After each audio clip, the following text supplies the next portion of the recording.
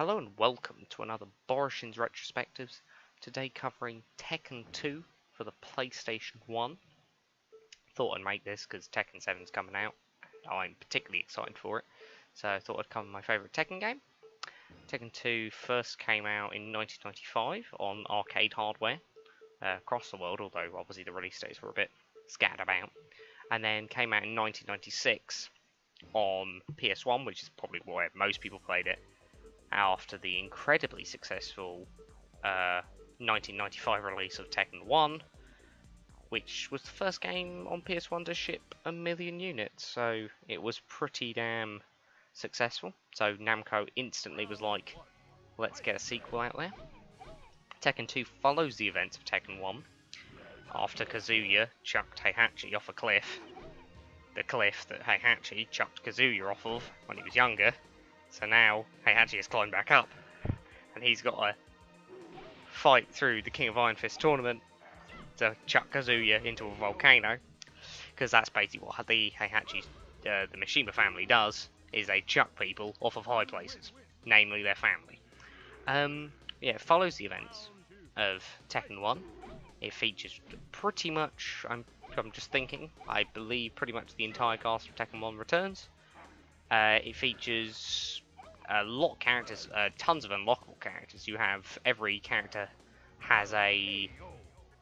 when you play through them with arcade mode, they have a sub-boss that they can unlock. So characters like Li Chaolan, Baek Dusan, Ganryu, those characters can be unlocked. I believe I may be slightly wrong in this, but I believe the full roster of the game is 25, I think. You can also unlock extra characters like Alex and Roger if you get a great victory on, I believe, the third fight in arcade mode. They appear afterwards and you fight them, and if you beat them, you unlock them.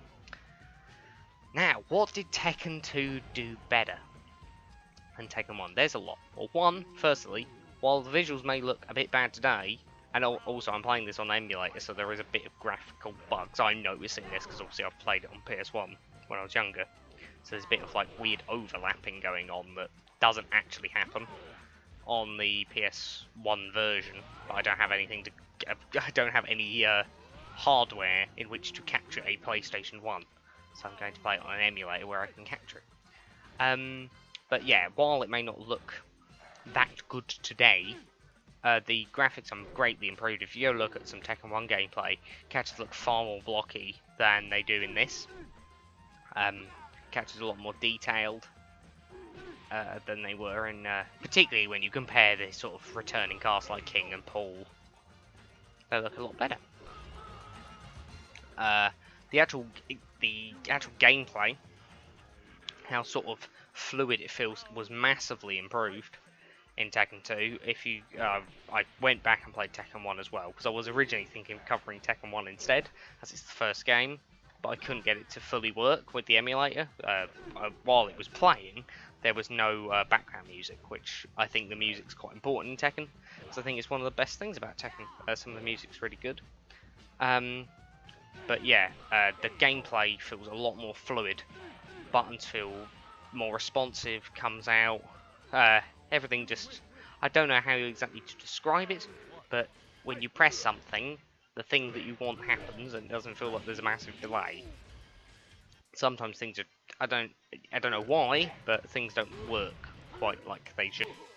Another thing Tekken 2, in my opinion, did improve on was the music. The music for the main characters, as in the ones that are already unlockable as well, not unlockable, already unlocked. They have some great music, all of it, because they actually gave characters specific stages in Tekken 2, whereas in Tekken 1 you had characters that could be on any stage, and the actual music was associated with the place in question rather than the character.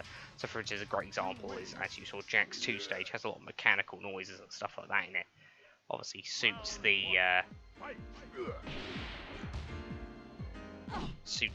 character in question. Where the other unlockable characters such as Li Chaolan and Ganryu, for instance, actually reuse Tekken 1 music, because I guess because of how quickly the game turned around, as it were, like in times of development, in terms of development time. It didn't actually have a very long development cycle, which is incredibly impressive considering how much they improved. The game really is a better game than Tekken 1.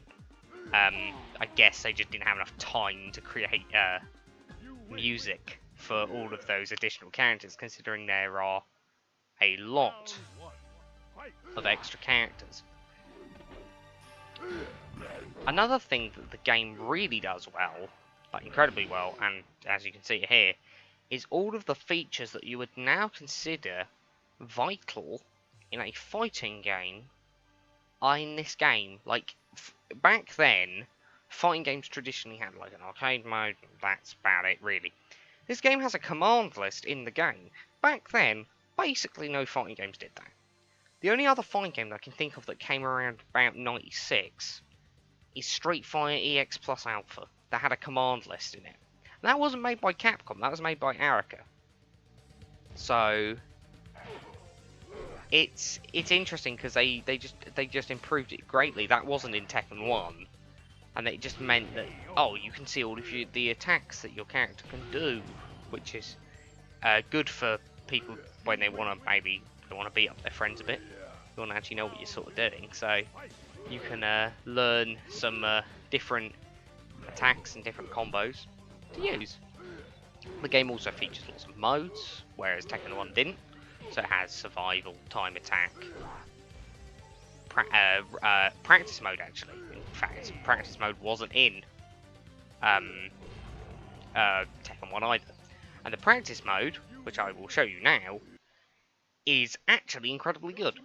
It features things, obviously it's got the command list, it shows you whether it combos, the damage, everything.